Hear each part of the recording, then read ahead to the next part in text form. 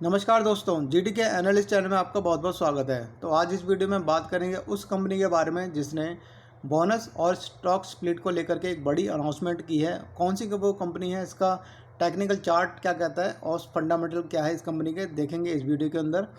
तो चलिए स्टार्ट करते हैं आज की वीडियो इन्फॉर्मेटिव लगे आपको तो प्लीज़ सब्सक्राइब जरूर कीजिए ताकि आपको मेरी आने वाली सारी वीडियो मिलती रहें। तो चलिए स्टार्ट करते हैं आज की वीडियो। तो सबसे पहले तो मैं आपको बताना चाहूँगा ज़रूरी सूचना, मैं हर वीडियो में कवर करता हूँ ये न्यूज़। ये है ESM, आपने GSM सुना होगा, ASM सुना होगा, ये है ESM। लिंक आपको मिल जाएगा डिस्क्रिप्शन बॉक्स के अंदर। मैंने पूरी वीडियो बनाई है, वीडियो आपको देखने को मिलेगी उसमें इन्फॉर्मेशन। तो मैं आपको बताना चाहूँगा कि स्टेज 1 स्टेज 2 की कैटेगरी में इसको रखा गया है। स्टेज 1 कैटेगरी उन शेयरों के लिए होती है जो काफ़ी तेज़ी से मूवमेंट कर रहे होते हैं, 25-30-40% चल चुके होते हैं, काफ़ी तेज़ी से गिर रहे होते हैं। तो उनके ऊपर लगाम लगाने के लिए, शेयरों के ऊपर लगाम लगाने के लिए स्टेज 1 की कैटेगरी रखी गई है। तो स्टेज 1 में आने के बाद होता क्या है, 5% का सर्किट हो जाता है, सिर्फ और सिर्फ 5% के सर्किट में काम करते हैं शेयर, और 100% मार्जिन हो जाता है। और इसमें आप इंटरडे काम नहीं कर सकते। आपको इंटरडे काम अगर बाई चांस आपने इंटरडे काम कर लिया तो आपको 20% की पेनल्टी लग जाएगी।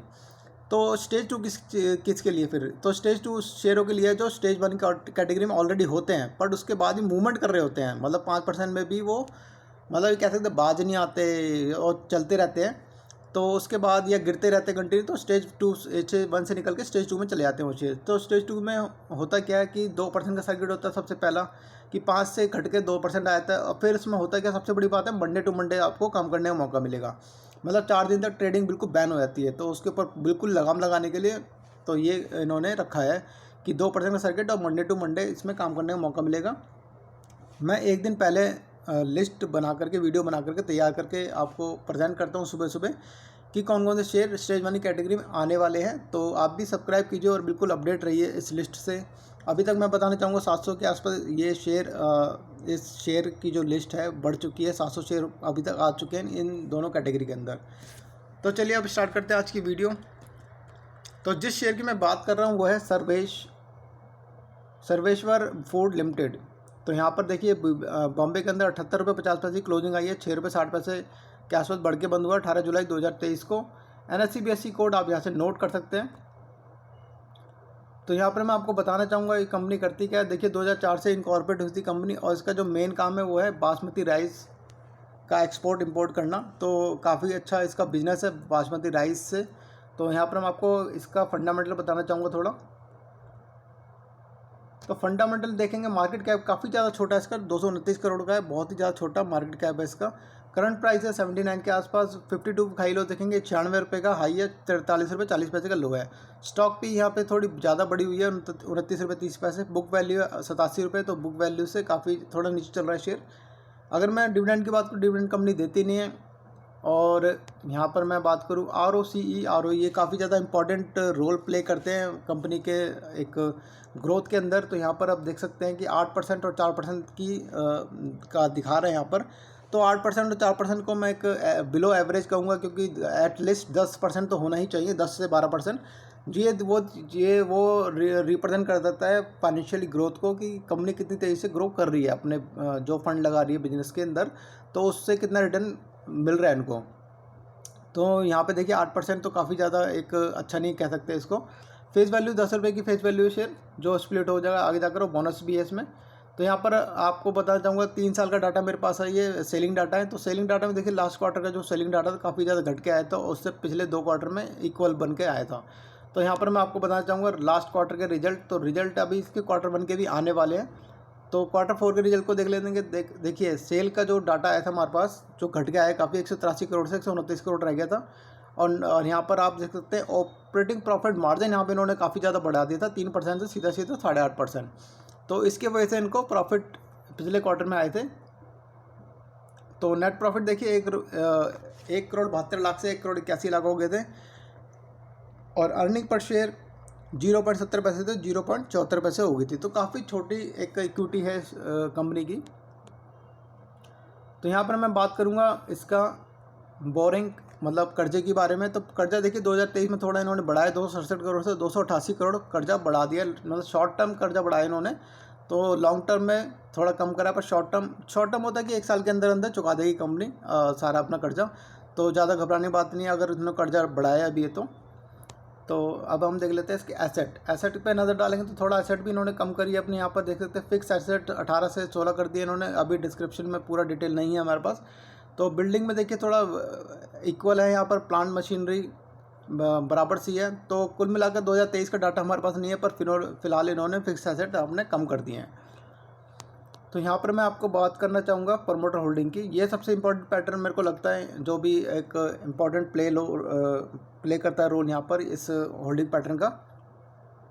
तो प्रमोटर होल्डिंग देखिए ये 58% के आसपास है। FIC की होल्डिंग बढ़ी है 2.5%, और यहाँ पे पब्लिक की होल्डिंग बढ़ी है 40%। तो आप ये देख सकते हैं कि पिछले दिसंबर में 2022 में 68% से सीधा 58% होगी, और यहाँ पर पब्लिक की होल्डिंग 30% से सीधा 9% बढ़ गई है। तो उसका रीज़न मैं बताऊंगा क्यों ये इसमें कितने ज़्यादा फ़र्क क्यों आया है।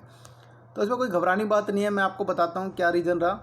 तो हम यहाँ पर नोट कर सकते हैं। देखिए जैसे कि पब्लिक की होल्डिंग 39% बताई थी, तो मैं कुछ ही होल्डर हैं जहाँ पर बड़े बड़े प्लेयर हैं जिनके पास काफ़ी ज़्यादा होल्डिंग है। यहाँ पर देख सकते हैं 3.5% नुतेश करके हैं, और बालकृष्ण के पास 3% है, और श्री अरना 2.60% के आसपास है। इंटीग्रा इंश्योरेंस 2.42 है यहाँ पर। तो यहाँ पर आप देख सकते हैं इनके पास ही काफ़ी ज़्यादा होल्डिंग है पब्लिक के अंदर भी। तो ये एक्चुअली में होता है कौन है, ये एक नॉन प्रमोटर होते हैं। प्रमोटर ग्रुप होता है, एक नॉन प्रमोटर होते हैं। नॉन प्रमोटर ग्रुप में होते हैं, पर होते हैं पब्लिक के अंदर ही है। तो इसलिए हमें लगता है कि पब्लिक के पास होल्डिंग एकदम से बढ़िया है, ऐसा नहीं होता है। तो मैं आपको बताता हूँ आगे, रीज़न बताता हूँ उसका बढ़ने का। तो यहाँ पर आप देख सकते हैं 16 दिसंबर 2022 की एक अनाउंसमेंट थी। मैं आपको बताता हूँ क्या अनाउंसमेंट थी। तो कंपनी ने फंड रेज करा था। यहाँ पे देखिए 45 लाख शेयर और 46,60,000 शेयर अलॉट किए थे। 45 लाख शेयर जो अलॉट किए थे नॉन प्रमोटर और पब्लिक कैटेगरी को, और जो 36,60,000 अलॉट किए थे वो है प्रमोटर और प्रमोटर ग्रुप को। ये एक वारंट इशू करे गए थे, वारंट जो बाद में कन्वर्ट हो जाते हैं इक्विटी के अंदर। और कितने रुपए में करे गए थे, तो मैं आपको बताना चाहूँगा इसका प्राइस। यहाँ पर आप देख सकते हैं प्राइस भी लिखा हुआ है कि 81 रुपीज़ में इन दोनों को शेयर अलॉट किए गए। 45 लाख मतलब 81 लाख के आसपास ये शेयर टोटल हो चुके हैं 81 रुपये में। तो ये एक कह सकते हैं कि बड़ा आने वाले टाइम में, लॉन्ग टर्म में इस शेयर में मूवमेंट देखने को मिल सकती है आने वाले टाइम में, क्योंकि ये जो वारंट होते हैं वो बाद में जाकर कन्वर्ट हो जाते हैं इक्विटी के अंदर। तो यहाँ पे डिटेल भी दे रखी है, ये देखिए, ये पूरी डिटेल दे रखी है। 45 लाख शेयर गए हैं, ठीक है, और 45 के बाद ये 36,60,000 शेयर। तो कुल मिलाकर यहाँ पर बताने की कोशिश की है प्रमोटर और पब्लिक की होल्डिंग, यहाँ पर नॉन प्रमोटर की होल्डिंग ये इन्होंने यहाँ पर बता रखी है। 45 लाख शेयर नॉन प्रमोटर को दिए गए हैं। तो अब मैं आपको बताना चाहूँगा, देखिए जो ऊपर मैं आपको बता रहा था पब्लिक के अंदर भी नॉन प्रमोटर होते हैं। तो जैसे कि मैंने अपने अभी नाम लिया था बालकृष्ण राठौड़ का, तो आपने वहाँ नोट करा होगा कि बालकृष्ण राठौड़। मैंने इसका भी नाम लिया था श्री अरना।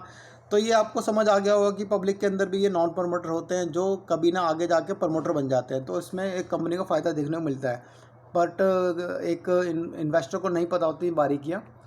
तो और प्राइस भी लिखा हुआ है कि 81 रुपये में इनको ये शेयर अलॉट किए गए हैं, 81,60,000 शेयर।